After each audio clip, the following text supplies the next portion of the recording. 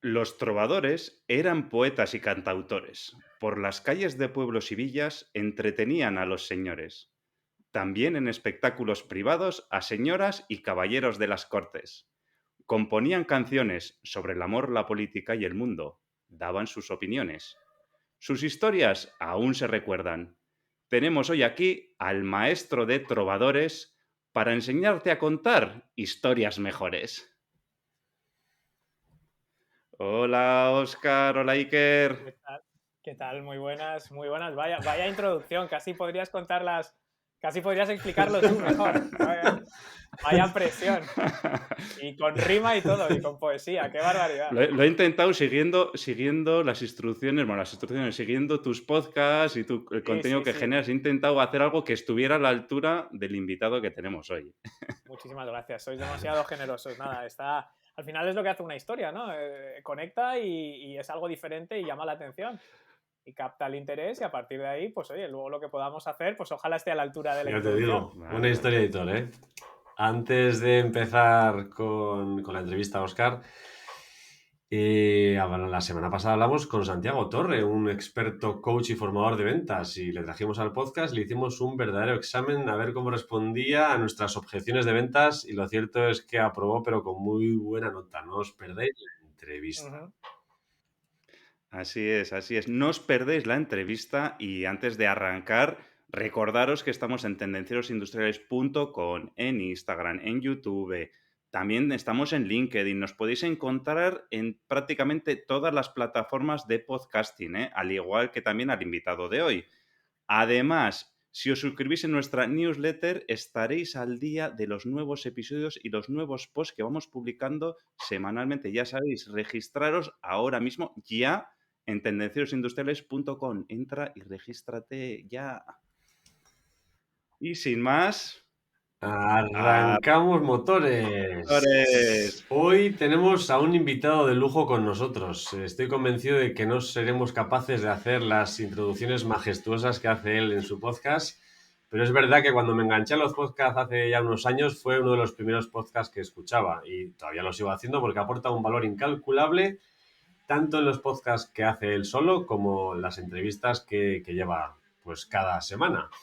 Es un honor y un privilegio tener con nosotros a Óscar Feito. Óscar es un fundador de la Academia de Marketing Online y lleva más de 20 años transformando negocios que duermen en negocios adictivos que venden. Si has escuchado alguna de su podcast o le has leído en alguna ocasión, te habrás dado cuenta de por qué hoy en día es uno de los principales influyentes del marketing online. Buenos días, Óscar, de nuevo, y muchas gracias por estar con nosotros en Tendencieros Industriales. Buenos días, muchísimas gracias a vosotros por la invitación y la verdad es que voy a tener que venir más a menudo porque solo de escuchar eso uno ya se viene arriba, ya dan ganas de comerse el mundo, macho. Hemos aprendido de ti, ¿eh? Hemos aprendido del mejor también, o de uno, por lo menos uno de los mejores, ¿eh? Y queríamos hacer algo que estuviera a la altura de los podcasts que haces tú también, ¿eh? Bueno, antes de empezar, Óscar, cuéntanos un poquito algo de ti, venga. Bueno, pues también os digo de todas formas, esas comparativas, ¿cuántos episodios lleváis vosotros? ¿Este episodio qué número 101. será? Vale, pues cuando llevéis 400 y pico, tirando a 500 como yo, que ya lo hacéis bien, pues cuando llevéis 4 veces más, al final es realmente es la experiencia y es la práctica muchas veces, ¿no? Entonces, bueno, ¿qué es lo que hago yo? Pues yo, como habéis comentado en la intro, llevo más de 20 años dedicado a los negocios en Internet, ¿no? Desde crear startups hasta, bueno, empecé trabajando en Terra, Ujú. que de hecho, bueno, tengo aquí la tacita que los más dinosaurios recordarán el Sí, logo. señor. Y, y al final, bueno, esa fue un poco mi primera incursión profesional en el mundo de Internet. Yo venía previamente del mundo de banca de inversión y ahí en Terra fue mi primer contacto profesional y, bueno, fue espectacular. Era como el lejano oeste, ¿no? Era muchas de las Ujú. cosas que hoy en día, digamos que damos por hechas, o sea, como el hecho de que tú puedas ver un streaming en directo a través de Internet o que puedas consumir audio o determinados contenidos, esto se estaba inventando en aquella época, ¿no? A finales de los años 90, a principios de los 2000. Entonces, fue realmente mi primera incursión en ese mundo y ahí duré poco menos de un año, porque antes de acabar mi primer año en Terra, recién aterrizado de banca de inversión, con lo cual yo había dejado un trabajo hiperlucrativo en Londres, en la City, analizando empresas de Internet precisamente para estar dentro del cotarro. O sea, no solo analizarlas desde fuera, sino vivirlas desde dentro, ¿no? Lo que pasa es que como era un tío bastante prudente, al final digo, oye, antes de dejar el banco y montar una startup, voy a hacer antes un pequeño paso por tierra, casi como un máster de decir, oye, está muy bien saberte las cuentas de una empresa, pero vamos a ver cómo funciona esto desde dentro, ¿no? Y ahí, bueno, pues, lanzamos una startup que fue una red de publicidad contextual, fue una de las primeras redes de publicidad, y por publicidad contextual me refiero a que nosotros teníamos dos clientes, ¿no? Por un lado, los anunciantes, que nos querían publicitar determinados productos y servicios, y luego nosotros teníamos la audiencia, que eran los portales y medios de comunicación que tenían tráfico. Entonces, nuestra tecnología lo que hacía es que decidía qué productos y servicios de nuestros anunciantes colocar ante qué personas, en base al contexto donde estaban navegando, que al principio era la única manera de segmentar que había realmente, que era contextualizar por temáticas. Si yo tenía un anunciante que vendía botas de fútbol, pues lo iba a poner iba a tener prioridad en el Marca, por ejemplo, en la sección de deportes de un periódico, porque era realmente la única manera. Luego, ¿qué pasa? Empezamos a descubrir las cookies y a descubrir que había otras formas de relacionar un producto. Entonces, decir, oye, a lo mejor si yo detecto que esta persona, aunque esté leyendo el Marca, previamente ha visto 3 sitios de viajes a Roma, pues lo que voy a hacer es mostrarle un viaje a Roma o un hotel en Roma. Ya no por contexto, sino por comportamiento. Entonces, eso que hoy en día parece lo más normal del mundo, cuando dices, ¿cómo puede ser? Que acabo de buscar no sé qué en Google y ahora me sale por todas partes. Sí, sí. Bueno, pues eso que hoy en día damos por hecho, no te voy a decir que lo inventamos nosotros, pero había muy poca gente haciéndolo en aquella época. Sí. Y la empresa fue un éxito contra todo pronóstico realmente, porque yo siempre digo que fue un cúmulo de accidentes felices, ¿no? Realmente. Tuvimos problemas porque a veces iba muy bien y no sabíamos por qué. Luego de repente todo eso se caía. Pues Google, nosotros descubrimos el SEO porque pensamos que estábamos haciendo las cosas muy bien y por eso recibíamos millones de visitas al día. En el momento en el que Google decidió cambiar el algoritmo y perdimos ese 1.000.000 de visitas al día, ya resulta que no es que no lo estábamos haciendo tan bien, es que Google nos había dado algo que quizás no era merecido, ¿no? Entonces ahí nos tuvimos que reinventar varias veces, pero al final digamos que la historia tuvo un final feliz. Vendimos la empresa al grupo Antevenio, que hoy en día es Revolt, que es una multinacional de marketing online, bastante conocida y con mucha solera en el panorama español y europeo y también en América. Y bueno, teníamos un compromiso de quedarnos ahí durante un tiempo después de la venta de la compañía. Y bueno, a la hora de decidir ahora qué, pues yo tenía muy claro 2 cosas. Primero, quería seguir emprendiendo, en el sentido de que quería seguir dependiendo de mí mismo. No me veía ya una persona empleable, digamos. O sea, a mí el hecho ya de que me digan tienes que estar aquí a tal hora, o ir a una fiesta de Navidad, o venir aquí a hacer bulto a una reunión, ya no va conmigo. O sea, esto no. Entonces, eso lo tenía claro. Y aparte, a mí me da mucha más seguridad. La gente dice, bueno, es que búscate un trabajo seguro. Digo, es que para mí lo más seguro es depender de mí mismo. Yo confío en mí, yo sé lo que puedo hacer y lo que no, y mis fortalezas y mis debilidades. Entonces, realmente para mí lo más seguro es no depender de una empresa, es depender de mí mismo. Y asusta un poco, pero entonces digamos que eso lo tenía claro. Y lo otro que tenía claro era que quería probar otro modelo de emprendimiento. Es decir, la empresa que nosotros fundamos era una startup convencional, en el sentido de que teníamos oficinas en Madrid y Barcelona, llegamos a tener 20-30 empleados, teníamos socios, teníamos consejo de administración, teníamos un poco pues lo que es una empresa convencional, ¿no? Inversores. Entonces yo al final llegó un punto en el que sentía que era como un trabajo normal, es decir, las cosas que a mí me gustaba de fundar una startup, de la estrategia, del producto, de vamos a ir por aquí, vamos a ir por allá, cada vez hacía menos de eso y cada vez hacía más tareas administrativas, de explicarle cosas al consejo de administración, de defender tus ideas ante unos inversores, cuando tú querías ir por un lado y los inversores querían que fueras por otro. El día a día con los empleados, uno que se va, otro que viene, otro que no está contento, otro que quiere más, otro que quiere menos. Y eso me quemó bastante, sinceramente.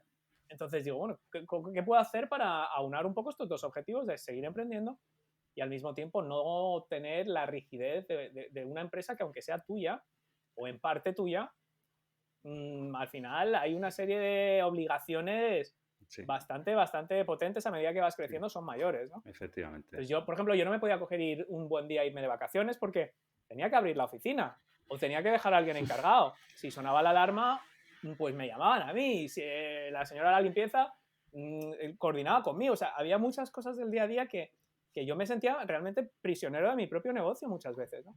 Entonces, ¿qué hice? Bueno, pues volví a emprender, pero esta vez con una marca personal. Yo vi que había gente en Estados Unidos, yo tenía ahí referentes, gente como Pat Flynn, Amy Porterfield, que, bueno, tenían una propuesta de valor basada en, bueno, pues ayudar a otra gente a desenvolverse en Internet, ¿no? A hacer marketing, a vender online, a digitalizarse, construir una marca personal, todas estas cosas. Y yo veía que en España había poco y la gente que estaba haciendo eso en español rara vez tenían la autoridad que se presuponía.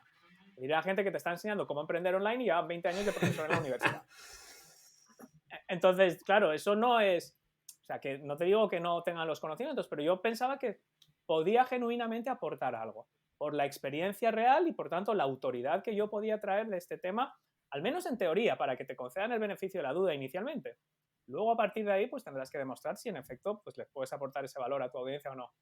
Y eso es lo que hice. Entonces, decidí empezar a generar audiencia a través de, bueno, pues lo que hacemos todos, un blog, SEO, redes sociales. El podcast fue el canal fundamental. Podcast ya, como os decía, pues 413, 414 episodios este lunes, 5 millones de descargas, miles de oyentes diarios. Y ya es que aunque no publiques, o sea, en agosto no publico episodios y tengo miles de descargas al día, solo de la hemeroteca. Entonces ya llega a un punto que eso, digamos que despegó lo que fue mi marca, me dio a conocer ante mucha gente y más que mucha gente, era un conocimiento de calidad. Un poco como lo que estamos hablando al principio de gente que se pasa horas escuchándote a la semana. En el coche, en el transporte público, cuando cocina, cuando sale a correr. Eso significa que te prestan mucho tiempo de atención y ahí pueden pasar dos cosas. O acaban sabiendo rápidamente que no les gusta lo que les cuentas o cómo se lo cuentas, o que les gusta y cada vez quieren más. Entonces, de ahí viene la pata de audiencia. Y luego, ¿cómo se monetiza esto? Bueno, pues a través de distintos productos y servicios. Productos digitales, lo que llamamos infoproductos o conocimiento paquetizado, que puede ser desde un ebook de 9,99 hasta un curso de 300 euros. Y luego tenemos servicios de consultoría y servicios de acompañamiento para negocios o empresas que quieren tener, digamos, una brújula o bien un auditor externo que diga, oye, vamos por buen camino, estamos haciendo esto, esta es nuestra estrategia, ¿tú qué priorizarías? Entonces, eso es básicamente el negocio. Entonces, entre medias, lo que conecta esa audiencia con los ingresos es el email, realmente. Es el construir una relación con esas personas que un buen día te escuchan en el podcast o un buen día te ven en YouTube o un buen día ven una publicación tuya en LinkedIn.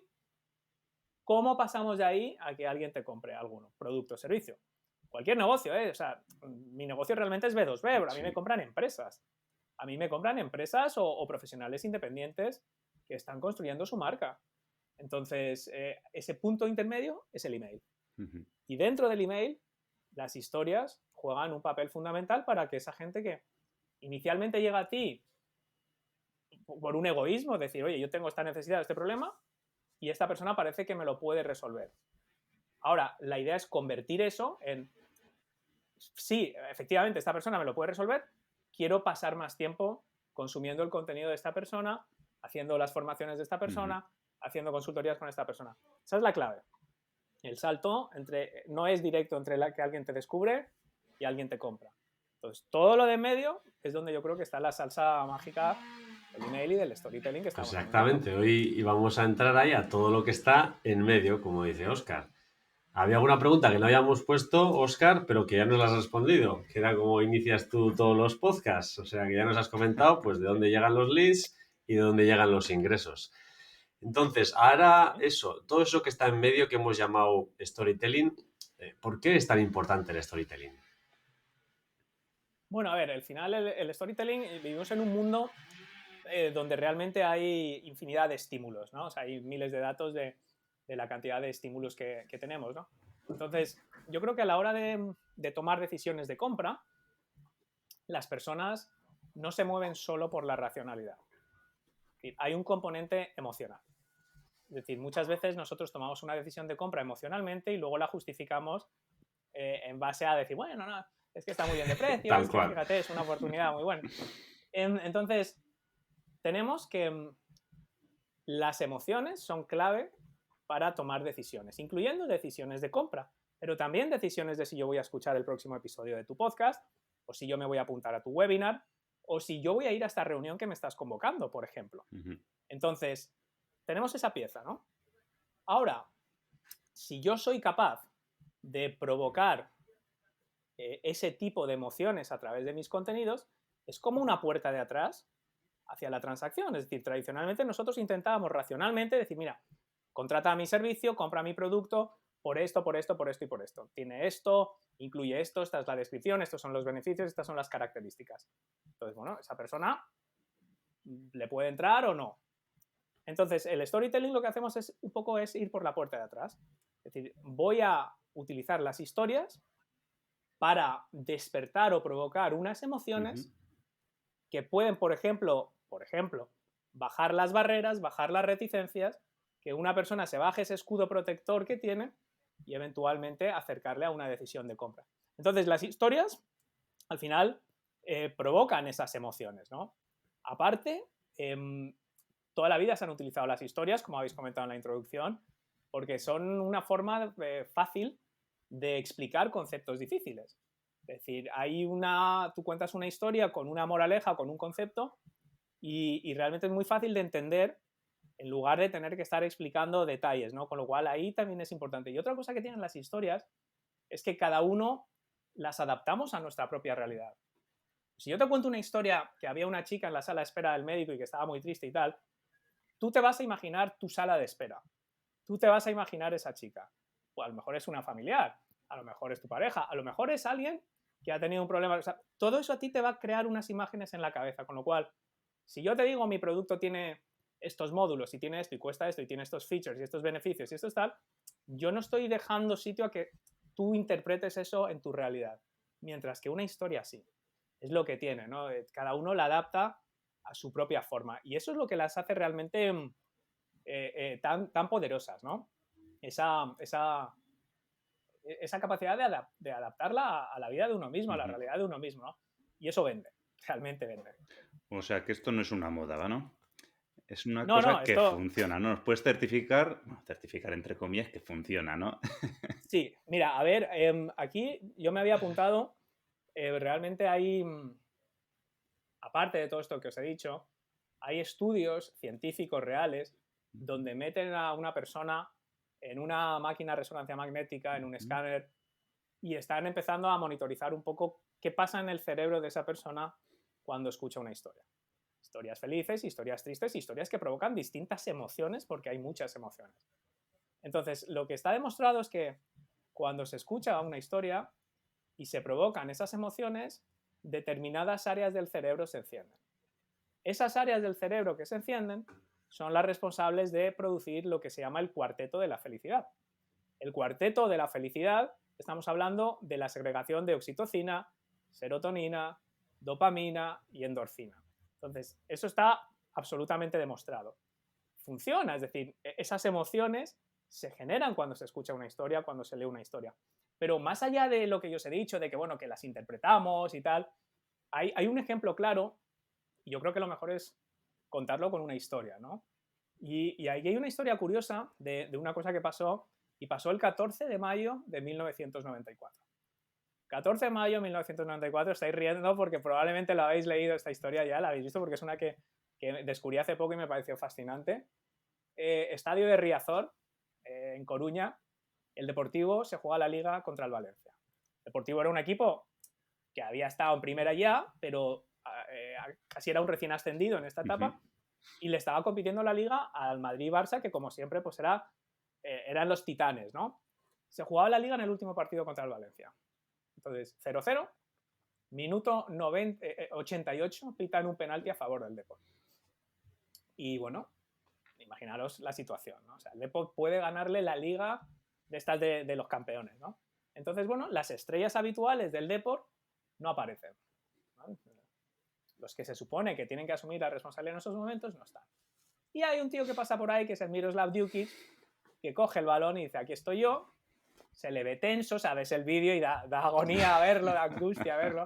Y coge el balón, lo pone en el punto penalti, da sus pasitos hacia atrás, se ve que le cuesta coger aire, está intentando respirar y se ve que no va bien. Tira, minuto 88, o sea, si marca, el Depor es campeón de Liga. Y lo para el portero. Entonces, un mes después de esto, que salió, imaginaros, por todo el mundo, en una conferencia del nuevo vicepresidente de ventas de Europa de Oracle, ¿no? Está dando una charla a sus empleados. Y dice, bueno, estas van a ser las directrices de la compañía conmigo, esto es lo que vamos a hacer, esto es un poco por dónde vamos a tirar, Y cuenta la historia del penalti de Dukic, que había sido un mes antes. Y dice, mira, yo en la empresa, en estas unidades que voy a dirigir yo quiero a gente como Dukic. O sea, gente que no tenga miedo a equivocarse, que no tenga miedo a fallar, que no se esconda en los momentos difíciles, porque a veces van a salir las cosas y a veces no. Pero ese es el tipo de gente. Y contó la historia del penalti, junto con todas las proyecciones de ventas, las unidades de negocio, las prioridades estratégicas, pero todo, digamos, la guinda del pastel fue la historia. 20 años después, hubo una reunión de ex compañeros de esos de Oracle que estuvieron en ese evento. Y nadie se acordaba ni de los canapés, ni por supuesto, de cuánto se facturó ese año, de cuáles eran las líneas estratégicas, ni siquiera de con quién estaban sentados o con quién fueron a ese evento, ¿no? Pero todos recordaban la historia del penalti. Todos habían oído hablar de Dukic, todos recordaban la historia del penalti y todos recordaban la asociación de que queremos a esta gente. Entonces, ¿funcionan las historias? Funcionan. Que eso nos da otra cosa, que es que son memorables. Fíjate si son memorables. 20 y pico años después, 30 años después, seguimos hablando del penalti de Dukic y la gente que escuche esto, probablemente de lo que se vaya a acordar de todo lo que vamos a hablar hoy es de la historia del penalti y de Oracle, y se van a quedar con esa historia. Y es así, o sea, funciona. Sí. Nosotros, en Tendencieros, queremos gente como Dukic, ¿eh? Gente con pelotas y que no se arruguen, ¿eh? Efectivamente. Yo me acuerdo, Óscar, perfectamente de ese penalti. Lo estaba viendo en mi pueblo y además creo recordar que el portero era González, que era un exjugador de la Real, y se lo paró. O sea, no es que lo fallara, se lo paró. Se lo paró. Y me acuerdo además que todos, vamos, en mi familia todos eran del Depor y me acuerdo a mi hermano llorando y sí, me acuerdo perfectamente. Sí, Perfectamente. Fue mítico, fue mítico. Sí. Bueno, pues ya nos has dicho, podemos aplicar, por ejemplo, storytelling en una reunión para transmitir un mensaje, ¿no? Pero, ¿dónde más podemos aplicar en storytelling? ¿Podemos aplicarlo en una web? ¿Podemos aplicarlo en una presentación? ¿En el teléfono? ¿En un WhatsApp? ¿Al correo electrónico? ¿Dónde nos recomiendas? Hombre, a ver, también llega un punto en el que estos son técnicas, ¿no? Al final, un negocio no se construye sobre técnicas. Igual que un negocio no se construye sobre Twitter o sobre un podcast, es decir, son componentes o son estrategias o son tácticas que utilizamos puntualmente, entonces tampoco conviene abusar, es decir, si tú me escribes a mí para invitarme, no necesitas contarme una historia de 7 páginas para invitarme a tu podcast, o sea, se puede ser directo, ¿no? Realmente. Yo soy partidario, al final son contenidos donde la gente ya te conoce algo. Es decir, aquí al final lo que tenemos que entender es que los negocios generan contenido. ¿Para qué? Generan contenido primero para atraer a personas y segundo para demostrar a las personas que ya les conocen de que pues saben de lo que hablan, tienen autoridad en la materia en concreto y poco a poco ir convenciendo a esa persona para que contrate, por ejemplo, su SaaS o compre su producto o contrate su servicio. Bien, las personas no toman esta decisión a la primera, a lo mejor, oye, se apuntan a tu newsletter para descargarse un informe que has hecho y poco a poco le vas a ir enviando una serie de mails. Por lo tanto, esa persona ya ha tenido un contacto previo contigo. Porque claro, pretender que alguien que te acaba de conocer te consuma una historia de 2 o 3 páginas no es tan fácil, ¿no? Entonces, como todo, al final lo que hay que hacer es con moderación. Yo, desde luego, lo utilizo en los emails, adapto esos emails a publicaciones en LinkedIn, a la newsletter de LinkedIn, que tienen muchas empresas. Ahí siempre procuro incluir una pequeña historia. En los guiones del podcast, en las introducciones, siempre que puedo, procuro de la forma de presentar al invitado, la forma de explicar lo que vamos a hablar en el episodio, la forma de explicarle a la audiencia por qué es relevante y qué les va a aportar lo que vamos a hablar en ese episodio, procuro hacerlo con una historia. Luego, por supuesto, en vídeos, en 1000 cosas, ¿no? O sea, al final es un recurso que tampoco hay que abusar de ello, o sea, no es una cosa que podamos estar continuamente utilizando, pero ahí son las áreas fundamentales donde lo utilizo yo. O sea, es más importante Pues el cuándo, ¿no?, que el dónde. Efectivamente, sí. Entonces hay que entender un poco también qué es lo que se está logrando, ¿no? En qué momento de ese customer journey de una persona, si te acaba de conocer, si es una persona que ya está en una fase de objeciones. Entonces, claro, alguien que ya me conoce y que ya ha estado en un webinar mío o ha estado en un evento, ha solicitado más información y todavía no ha comprado, y yo tengo el email de esa persona, puedo asumir que tiene una objeción. Entonces puede ser una objeción de precio, puede ser una objeción de lo que sea. Entonces, en lugar de mandarle un email con 1000 puntos de por qué, oye, mira, no, es que este producto que igual te parece caro, pero mira, en realidad piensa esto, esto, esto y esto, un punto potente, contado con una historia, con una metáfora que se le quede en la cabeza como la historia del penalti, es mucho más potente que mandarle una lista de 25 temas que se va a diluir. Es como un papel quemado que en cuanto cierra ese email se desmorona y no se va a acordar. Entonces, si creemos que hay 3 objeciones para vender nuestro servicio, precio, capacidad de implementación, técnica o lo que sea, vamos a crear 3 piezas de contenido. Será más eficaz si es un email porque te garantizas la entrega, por lo menos. En una red social o en LinkedIn tampoco tienes control sobre quién lo va a ver en cada momento. Por eso yo soy tan partidario del email, ¿no? Y creemos un email para cada uno de esas objeciones y busquemos una metáfora que lo explique con una historia, porque sabemos que cuando cierra el email, si yo le saco una metáfora, por ejemplo, de una valla publicitaria o de algo que sucede cada vez que enciende la radio o de algo o del partido de fútbol de España de esta tarde o tal, cuando esa persona cruce por esa valla publicitaria o vaya al taller, tal, si yo he hecho bien mi trabajo, se va a acordar de mi historia y se va a acordar de mi producto y se va a acordar de su objeción y de cómo yo la estaba intentando, digamos, rebatir. Entonces, con cabeza. Efectivamente, como has dicho, mejor el cómo, o sea, y el cuándo, no tanto soporte es lo de menos realmente. Estoy viendo, Óscar, cada vez que traemos a un invitado es que nos da unas perlas, unas joyitas, que esto es la leche, ¿eh? Esto para el que escucha con atención, lo que has dicho no es ninguna tontería y es para detenerse y dedicarle un tiempo, ¿eh? Nosotros ya sabes que en los tendencieros industriales nos dedicamos sobre todo al B2B en el mundo industrial, ¿vale?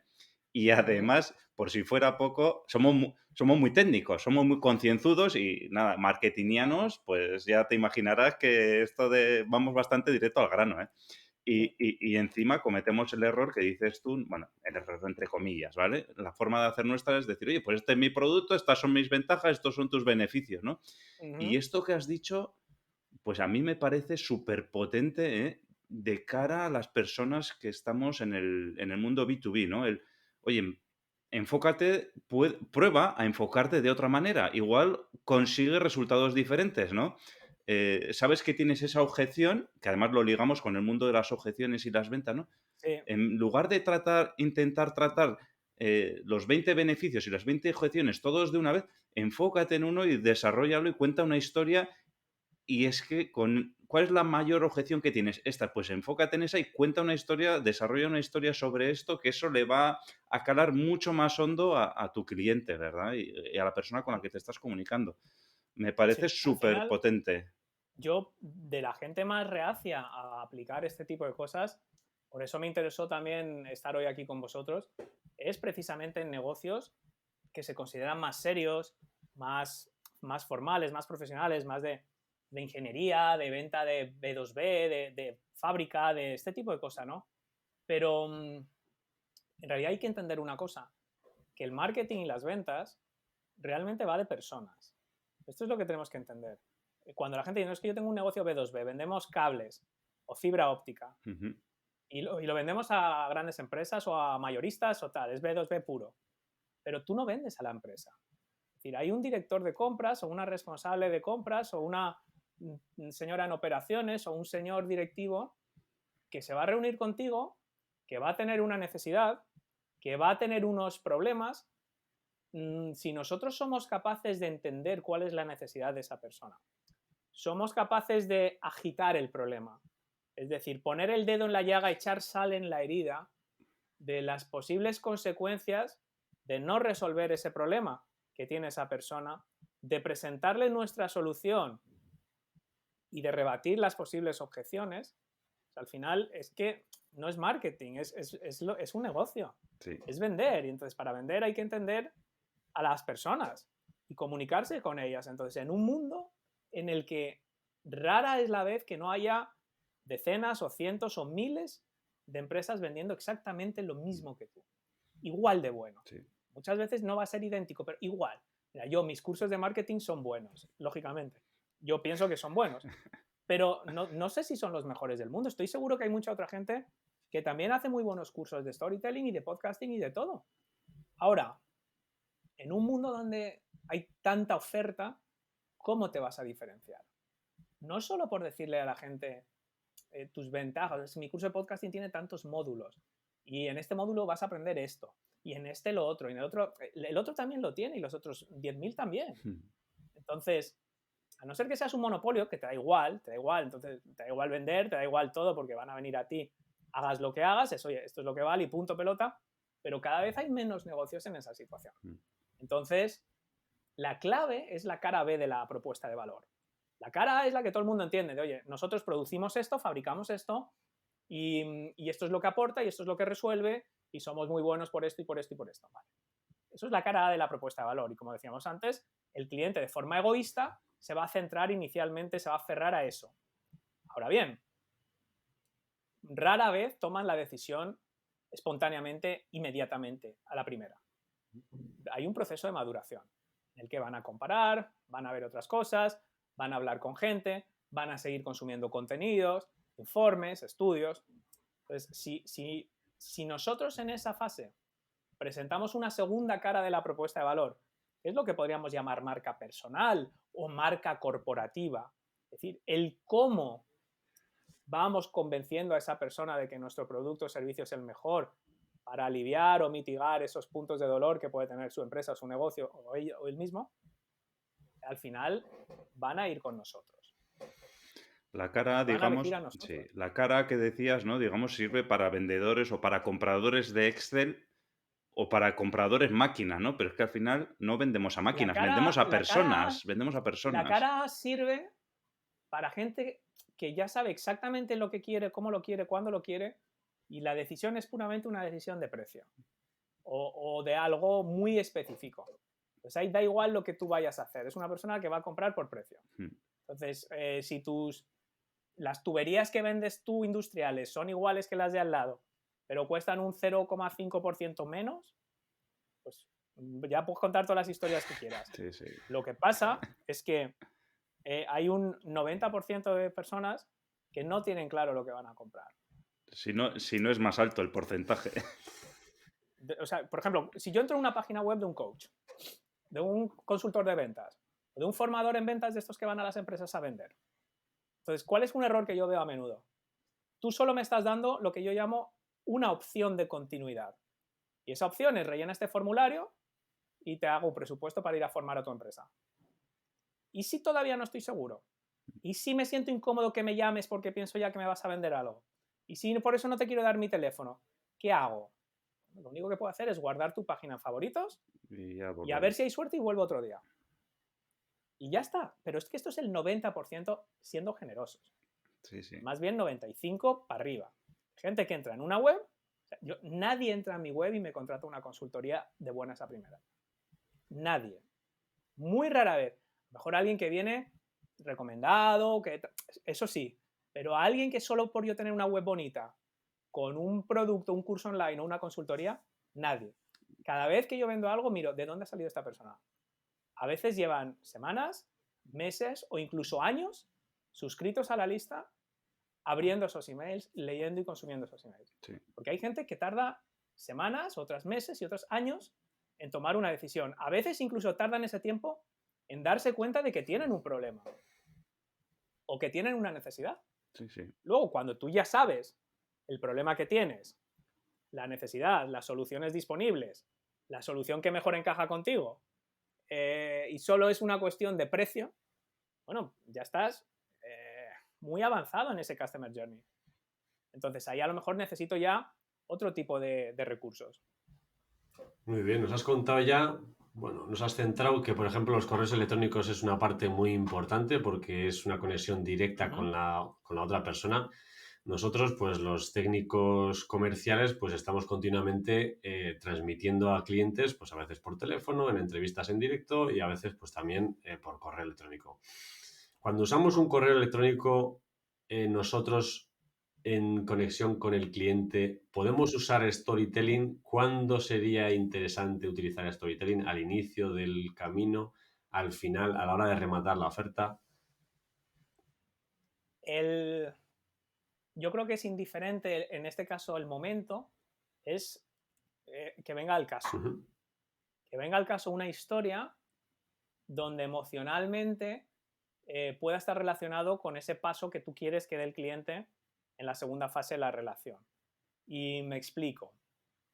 Si tú estás en una fase en la que el cliente dice, oye, me encaja tu presupuesto, pero es que estoy valorando otras opciones,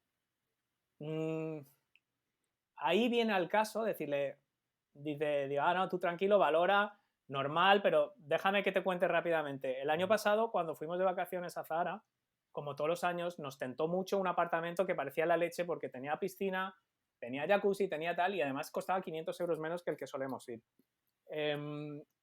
Nos lo pintaron de la leche, pero cuando llegamos fue un desastre y fueron las peores vacaciones. Ahí lo dejo. Cómo te despides, cómo lo dices, o sea, es una microhistoria donde al final esa persona ya espera que todo el mundo pues, que le intente vender, que le intente tal. Es un ejemplo que se me ha ocurrido sobre la marcha, ¿no? Pero ese pequeño comentario... Le has metido el dedo en el ojo, pero bien, ¿eh? Ese pequeño comentario le va a dejar pues, decir, ostras, a ver si es que esto que me están vendiendo que es tan atractivo, luego no es lo mismo que me están ofreciendo los otros. Entonces, eso por un lado. Pero luego hay otra cosa que las historias, muchas veces esas pequeñas historias, sirven para empatizar desde el principio de la relación. Y os cuento.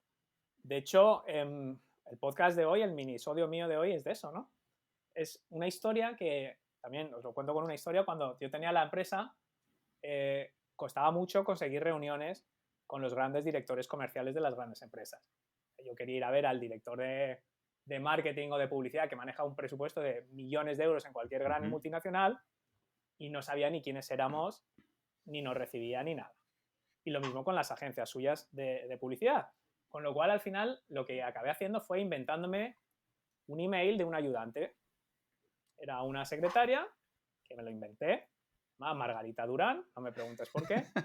Y Margarita era muy formal, muy tal, y era la que contactaba a la gente a través del email que sacaba de LinkedIn para organizar una reunión conmigo. Obviamente yo estaba muy ocupado para estas cositas, cuando, claro, lo que no sabían, yo era el que en la oficina compraba el papel higiénico, compraba las botellas de agua, y yo era Margarita, de hecho.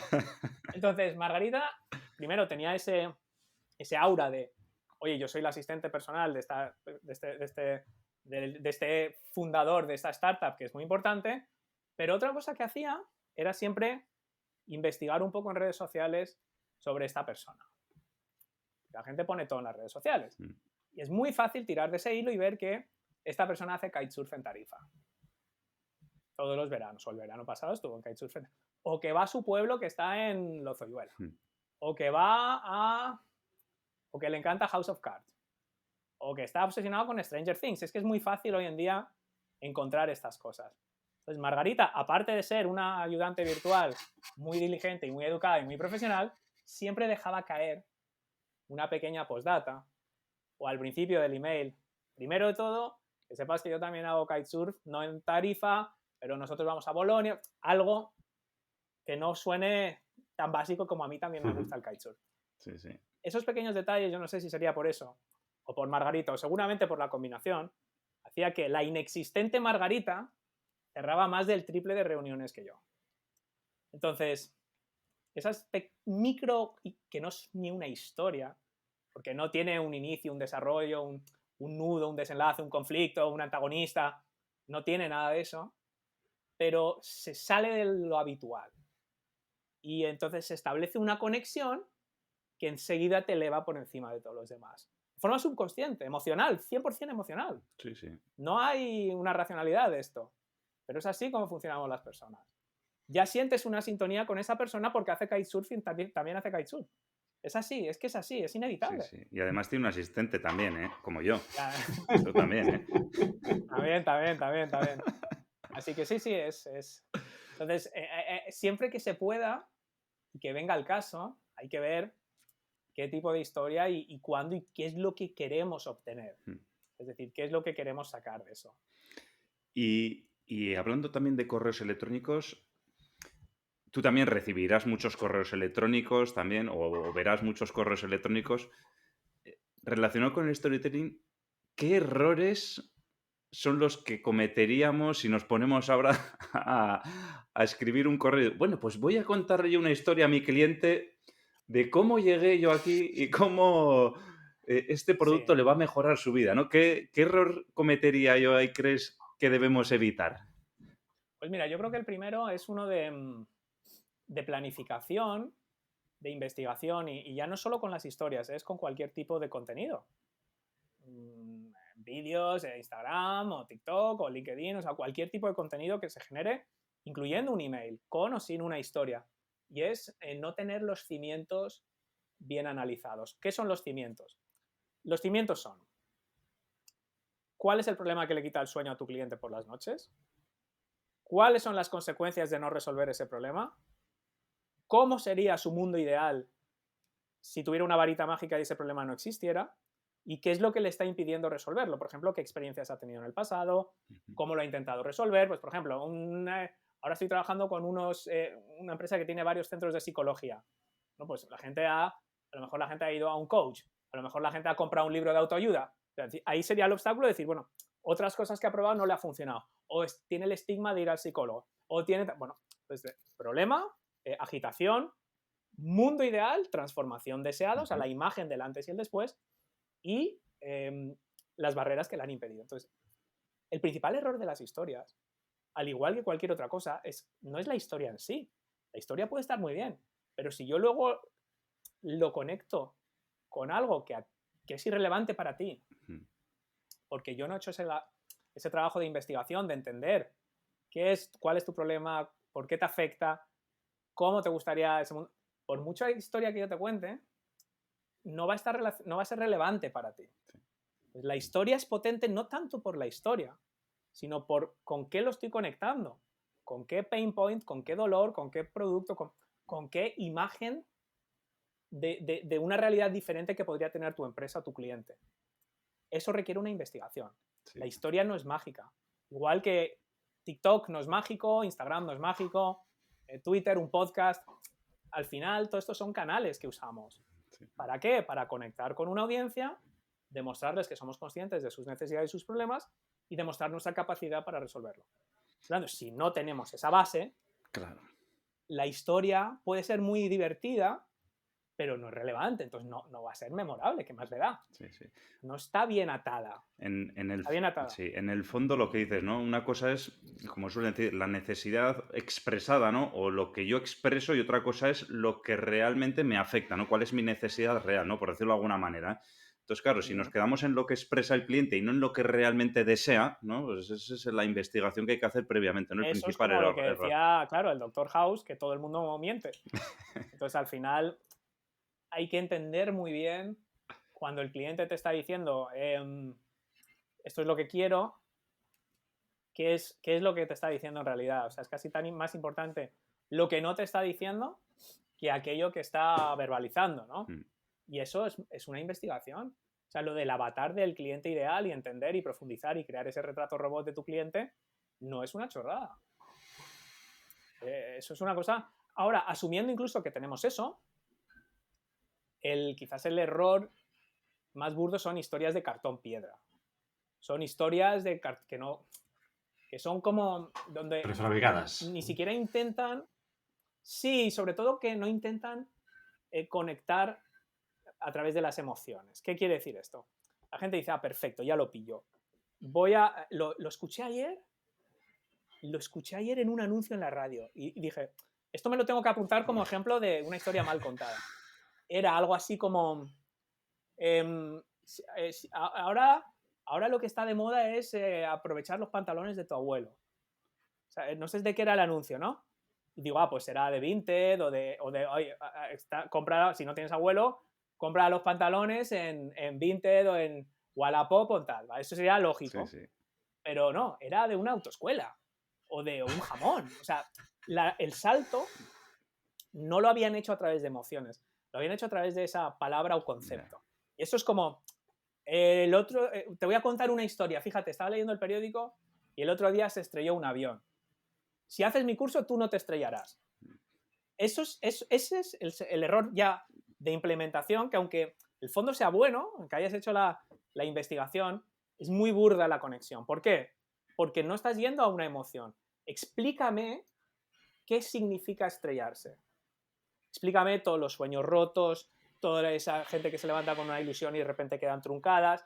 Entonces, estás uniendo el avión que se estrella con una emoción de impotencia, de tristeza, de lo que sea, y luego háblame del curso. Muy bueno.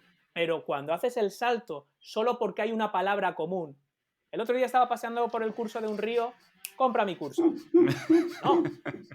No, estás simplemente estableciendo la conexión por palabra o como mucho concepto. Ojo, se puede a veces. Yo estoy preparando un email ahora para este lunes y ahí sí que hay un concepto que es que el orden de los factores es relevante a la hora de vender. Entonces, yo me apunto todas las historias, yo tengo el móvil lleno de historias. Cada día pongo 2 o 3 cosas que veo en la calle, que veo tal, y incluso apuntando para qué puede ser esta historia relevante, ¿no? Y en este caso, la conexión es con un concepto, con el concepto de que el orden de los factores es relevante. Y tanto. Pero al contar la historia, estás generando una determinada emoción. Sabes un poco lo que quieres provocar. Quieres provocar de la gente que es amateur, que dice, bueno, yo esto lo he visto hacer una vez, o lo he visto en un vídeo de YouTube, así que ya lo voy a hacer yo. Ya sé yo cómo se hace. Entonces, bueno, eso no suele funcionar. Bueno, y ya para ir acabando, Óscar, ¿nos podrías dar algún consejo? Bueno, ya nos has dado un montón de consejos, ¿eh? Pero para comunicarnos mejor mediante el storytelling. Bueno, los consejos realmente, como siempre, es leer muchas historias y contar muchas historias. Al final, esto, cuanto más practiques, necesitas una fórmula. Nosotros tenemos un kit gratuito que luego os dejaré el enlace por si a alguien le interesa, con una masterclass, con unos ejemplos para que tengan un poco la fórmula básica, y luego leer muchas historias y practicar. Entonces es abrirse a decir, no, es que en mi sector, es que las empresas no se comunican así. A lo mejor son las que conoces tú. Entonces a lo mejor hay que abrirse un poco, investigar qué otro tipo de comunicaciones está haciendo la gente y las empresas, y sobre una base, sobre una fórmula metódica, ir aplicando e ir practicando. Pues yo creo que esa es la clave. Muy bien. Bueno, ya estamos. Yo creo que, Óscar, nos has contado aquí, nos has dado un montón de consejos útiles y prácticos para mejorar nuestra comunicación en nuestro día a día a base del storytelling.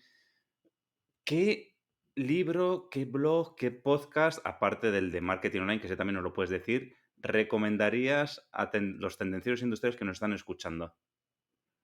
Bueno, mira, yo recomendaría mi podcast porque es el que mejor conozco. Por supuesto. Pero sobre storytelling hay un libro de un tipo que se llama Giuseppe Cavallo, italiano, de storytelling. Y es precisamente, son historias ya más sofisticadas del héroe, del villano, distintos tipos de historia. Y el libro no sé cómo se llama, no sé exactamente cómo se llama, tendréis que buscar. Bueno, no sí, recuerdo o, dónde lo, tengo o por lo ahí. buscaremos o nos lo envías, sí, nos envías un Ha correo. sido invitado en el podcast y es un libro que te habla de todo esto, las historias, ya de una forma también muy metódica, como lectura muy agradable, con un montón de ejemplos. Bien.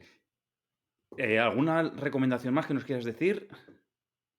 Poco más, que practiquen, que prueben, que salgan de la zona de confort, que se animen a probar cosas distintas, cosas nuevas y sobre todo que no se olviden de los fundamentos. A la hora de vender, a la hora de hacer marketing, que la gente no se deje llevar por objetos relucientes que ahora nos dicen que si ahora hay que hacer vídeo en LinkedIn o ahora de repente hay que hacer TikTok, o ahora resulta que hay que hacer hilos en Twitter. Todo eso son árboles. O sea, no dejemos que los árboles nos impidan ver el bosque realmente, Sí. ¿no? ¿Y el bosque qué es? Entender muy bien a la persona que tienes delante. Porque entonces todo te funcionará mejor. Sí. Ya no es tanto una cuestión de qué herramienta elijo para conectar con la gente. Es sobre qué fondo estoy conectando. Sobre el fondo de entender sus necesidades, sus problemas, sus realidades, porque entonces se venden ellos solos, realmente. Solo tienes que escuchar. Muy bien.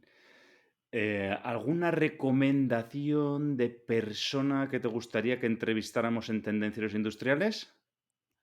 A ver, es que de los 400 y pico que he invitado sería injusto señalar, o sea, porque Sería- todos los que he invitado y todos los que han estado en mi podcast, pues los recomendaría ampliamente. O sea, que Yo sé que ahora, por ejemplo, hay sobre todo el tema de ventas y específicamente ventas B2B y sobre todo ventas recurrentes y fidelización.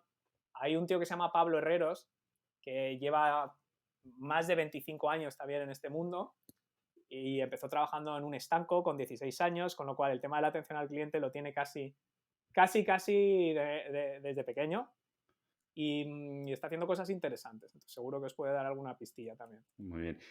Y ya para acabar, ¿dónde te pueden encontrar los tendencieros industriales para seguir profundizando en todo esto del storytelling y otras cosas más que nos estás contando? Pues mira, www.oscarfeito.com, se lo voy a poner súper fácil. Si van a oscarfeito.com, ahí van a encontrar el podcast y un poco todo lo que hago, formulario de contacto para quien quiera consultar cualquier cosa. Y en oscarfeito.com/kit storytelling, todo seguido, kit storytelling, tienen una masterclass gratuita, una serie de plantillas para escribir estas historias, que es decir, es solo rellenar los huecos, 25 asuntos de email para que no tengan ni que pensar en el asunto y 12 ejemplos de emails de venta para distintos productos y servicios que están basados en historias, para que vean cómo se aplica todo esto en la práctica. Entonces es un kit gratuito de iniciación que lo tienen en oscarfeito.com/kit storytelling, todo seguido. Oye, más fácil no nos lo has podido poner. Me alegro. Bueno, para acabar ya, hemos tenido algún problema con Iker, que no sé dónde se ha metido. Sí. Y entonces, tendenciero, ya sabéis, dejadnos vuestro comentario si queréis aportar vuestra experiencia, si os gustaría añadir algo más.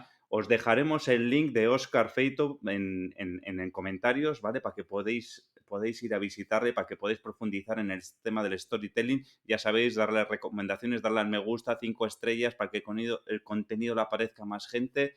Y sin más, tendenciero, tendenciera, la semana te espera. Chao. Hasta luego.